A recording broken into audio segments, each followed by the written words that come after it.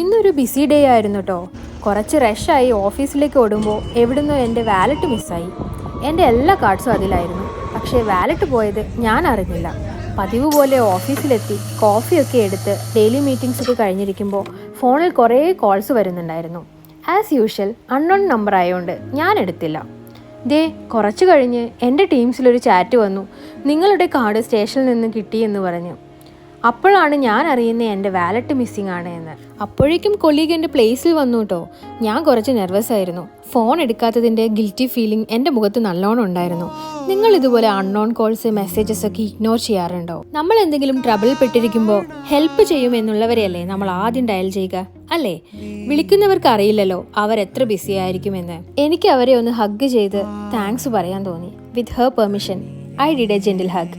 ഞാൻ എൻ്റെ പടച്ചോൻ്റെ പ്രസൻസ് അറിഞ്ഞ ദിവസമായിരുന്നു അത്. അപ്പോൾ നമുക്ക് അടുത്ത വീഡിയോയിൽ കാണാം.